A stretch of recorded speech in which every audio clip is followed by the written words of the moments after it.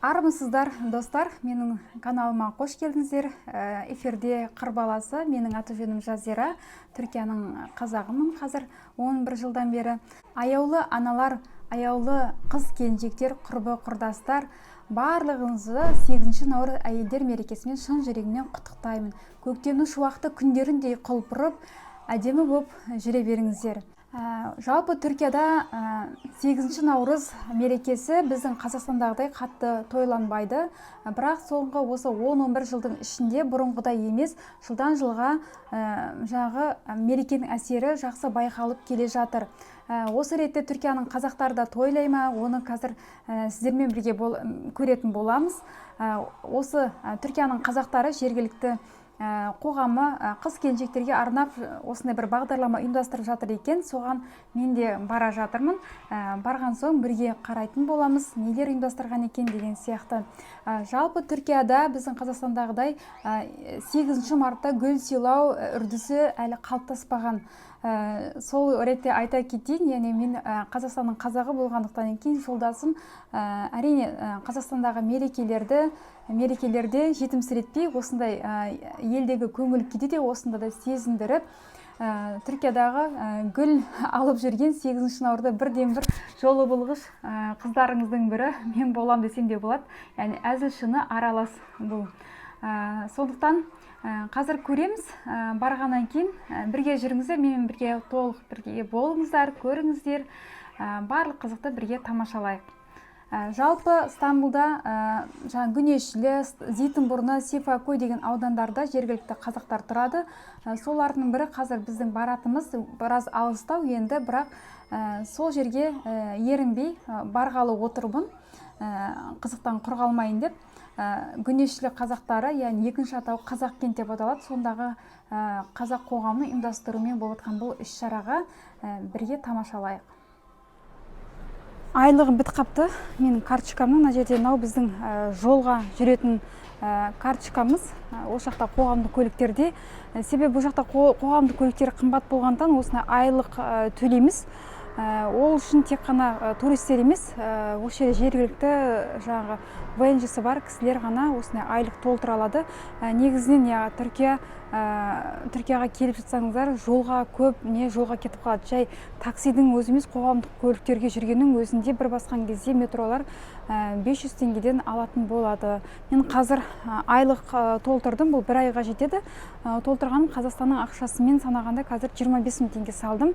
Бұл бір айға жетеді. Бірақ ішінде жаңа бір 170 единица береді. Мен оның бәрін қолданып біте алмаймын. Өйткені жаңағыдай оның бәрін қолданып бітіріп мүмкін емес, күн сайын шыққанның өзінде. Сондықтан бәрібір ол айдың соңына шейін жаңағыдай қалып қояды ішінде. Бірақ уақыты біткеннен кейін бәрібір күйіп кетеді. Енді мен күнде саудамен айналысатындықтан Қазақстанға тауар жіберетіндіктен күн сайын рыноктарға шығам. Сондықтан маған осылай айлық салған тиімді. Мен бұрынғы тұрған ауданнан осы өзімнің енемнің ауданына келдім. Әлі үй жақтағы біз бір жыл болды көшкенімізге. Ол жақта осыны айлыққа салатын жерді әлі тапқан жоқпын. Бір қарастырып іздеп көру керек еді. Сондай қылып соны бір реттей алмадым. Мына жақтарда канцелярскийлерде салат. Ол жақтың бір канцелярскийін қарап көру керек еді. Негізі бар ма жоқ деп. Мен әбден үйреніп қалам. Осы жерде Эже Кыртасия деген жері. Кыртасия деген түркше канцелярский тауар сататын жер. Сол жерден толтырып алдым емді. Ал енді Құдай қаласа бағытымыз Гүнешлі ауданына жол жүреміз. Ой, достар, март айы, осы ақпан айы Стамбулда қатты жылы көктем болып тұрды да. Март айы қалай болады екен, наурыз жаз болып кете ма деп ойлап едім. Қайдағы қалай осы 8 март келді. Ең әдемі күнімізде ауа райы құртқаннан кеше жаңбырлы болып тұр, суық болып тұрды. Бүгінде 9 наурыз, дала салқын болып тұр. Үстімізді жаңа негізі айтып едім ғой, қазақтар тұратын жаңа Гүнешлі деген аудан алыста біраз, қаланың сырт жақтарында. Яғни мен алыста болғанда кімге алыс, сен маған алыс, мен тұратын ауданға. Содан жаңа 1 сағат аялдамада күтіп автобусты келмеді. Уже қарасақ сағат біраздан кейін, 15 минуттан кейін қазір концерт басталады. Кеш қалдық, өкінішке орай. Нәсіп шығар енді, келесі жылы болып жатса көрсетерін. Солай осы жерден тоқтата салайын. Енді жалпы бұл жақта Түркияда осындай бұрыннан осындай Түркияда былай әйелдер күні бір жағынан айтамыз ғой, қатындар күні деп кеткен, kadınlar күні деп айтады ғой бұлар. Әйелдер күні тек қана сөзде ғана былай рекламада, медиада тек қана сондай бір әртүрлі ненің тауарлардың жаңа жарнамасы ретінде солай қолданады. Одан бөлек әлеуметтік жағында бұл жақта да мысалға бар ғой, енді әртүрлі біздің елде де, әр елде де бар жаңағыдай әйелге қол көтеру, зорлық, зомбылық деген сияқты сондай нәрселер көтеріледі. Сосын жаңағыдай көп ұйымдарда конференциялары болады бұл жақта. Әйелдер күніне байланысты, зорлық, зомбылыққа байланысты, болмаса жаңағыдай институттарда, түркология институттарында, түрк әлемінде, түрк дүниясында әйелдер деген сияқты тақырыпта симпозиумдар өтеді бұл жақта. Жалпы былай, сосын біз университеттерде шет тілді, мысалы түркше үйрететін, мысалы ең алғаш осы Түркияға оқуға түскен шетелдік студенттерге бірінші жылы төмерде түрік тілін үйретеді. Сонда әр жақтан келген шетелдіктер болады ғой. Соның ішінде жағы біздің СНГ-ден келген, яғни ТМД елдерінен келген студенттер келеді. Ылғи солар ғана осы 8 наурызда нелерге, сол жердегі ходжаларымызға, ұстаздарға гүл сыйлайды. Өйткені олардың бәрі қайдан келген әдет, әрине олар кәдімгідей қуанады. Өйткені бұл жақта ондай бір не жоқ қой, ондай бір не жоқ, жаңағыдай үрдіс жоқ. Сондықтан біздің Қазақстаннан, Әзербайжаннан келген, Ресейден келген, Қырғызстаннан келген, жалпы осы Орта Азиядан келген, түркі ТМД елдерінен келген студенттер сол кезде жағы осы 8 наурызда гүл букеттерін сыйлайды. Мұғалімдерге сол дәстүрді, өз елдеріндегі дәстүрді осында келуге тырысады деген сияқты. Сол ал былайынша халық тек қана бұл жақта медиада ғана аталып өтеді. Жалпы Түркияда осы 8 наурыз күні, кеше мысалға 8 наурыз күні бір күн қоғамдық көліктерде барлық қыз келіншектердің барлығына ақысыз тегін болады. Одан бөлек сауда орталықтарында, мысалға егер сол күні сіз сауда жасайтын болсаңыз, қандай да бір қыз келіншек, оған да әртүрлі сауда орындарында түрлі маркалар қыз келіншектерге, именно қыз келіншектерге түрлі жеңілдіктер жасайды.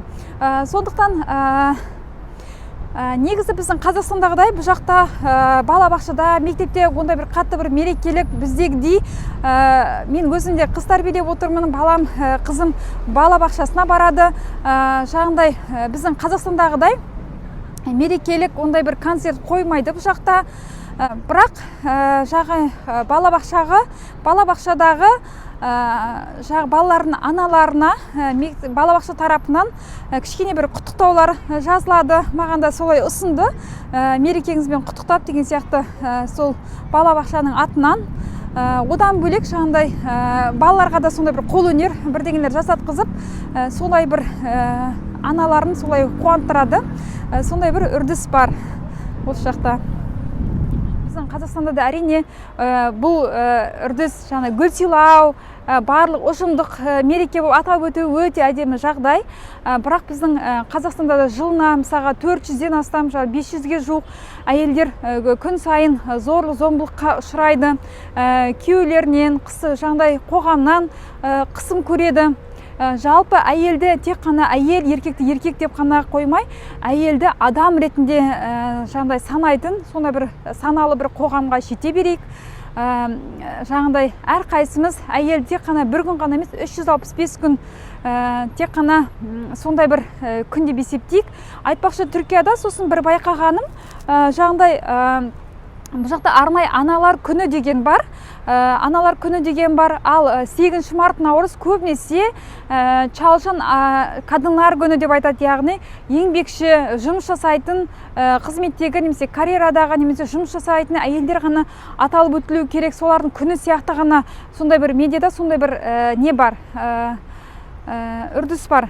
Көбінесе сондай әлеуметтік желілерде көбінесе біздің жұмыс жасайтын, карьера жасап жүрген, жұмыс жасайтын әйелдер, қыз келіншектер сондай бір күшті кадын деп айтады да, енді көпшілік кадын деп айтады, күшті мықты әйелдер тек қана, менің ол неге келіспеймін, тек қана мықты табысты әйелдер тек қана карьера жасап жұмыс жасайтын қызметтегі кісілер, әйелдер ғана есептелетін сияқты. Мен оған келіспеймін, себебі жаңағы үйде бала тәрбиелеу де оңай емес, үйде тәрбиелеп, үйде отырған әйелдердің де жүгі екі есе ауыр, себебі өзімізде айтады ғой, өйткені біз мысалы әйелдер, біздің қазақтың өзі де еркегін, ер бала жігітті оқытпаса да қызын оқытқан себебі неге?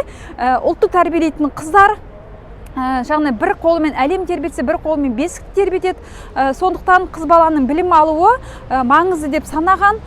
Сондықтан да жаңағы біздің көп қыз келіншектеріміз бұл жақтан да мысалға өзін оқып білім алып, мысалға шетелде де оқып білім алып, карьера жасамай, белгілі бір үй жағдайы баламен, әртүрлі себептермен ерінің жағдайын жасап, баланың жағдайын жасап, үйде отырған қыз келіншектер бар. Олардың да олар бар үйренген білімін, оқыған кітабын барлығын осы бала тәрбиесіне жұмсап отырған мықты аналар деп есептесек те болады оларды да. Сондықтан барлығын бөліп жармай, бүкіл қыз келіншектердің барлығына бұл мереке бәріне ортақ. Барлығын қыз келіншектерімізді тек қана тек ошақ басы ғана емес, осындай білімде болсын, карьерада болсын, жалпы бізде әртүрлі қазір әйел баласына деген мысалға былайша қоғамда қысымдар бар.